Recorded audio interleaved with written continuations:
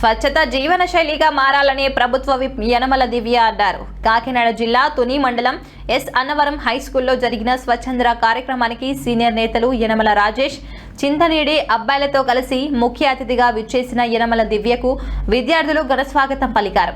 తొలుత సరస్వతి మాత విగ్రహానికి పూలమాలలు వేసిన ఆమె మొక్కలు నాటారు.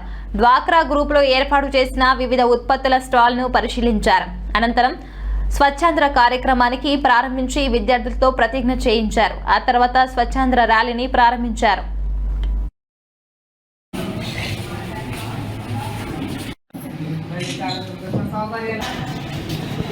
కొంచెం వాళ్ళకి చలి కానీ డస్ట్ ఉంటే ఎలర్జీ ఉంటుంది, డస్ట్ ఎలర్జీ.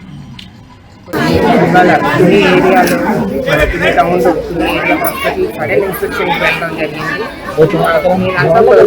ఏంటంటే గతంలో కన్నా ఇప్పుడైతే కొంచెం మెరుగుపడింది. కాకపోతే చాలా ఇంప్రూవ్మెంట్స్ కూడా స్కోప్ ఉంది. తప్పకుండా అవన్నీ ఇంప్రూవ్మెంట్ చేస్తాము. రిపేర్ వర్క్స్ కానీ అలాగే కన్స్ట్రక్షన్ వర్క్స్ కానీ ఇవన్నీ కూడా కొత్త కన్స్ట్రక్షన్స్ టేకప్ చేయవచ్చు. చాలా చోట్ల చూసాను. అవన్నీ కూడా త్వరలో టేకప్ చేస్తాము. అలాగే మనం 50 years మీటింగ్ పడుకోవట్లేదు.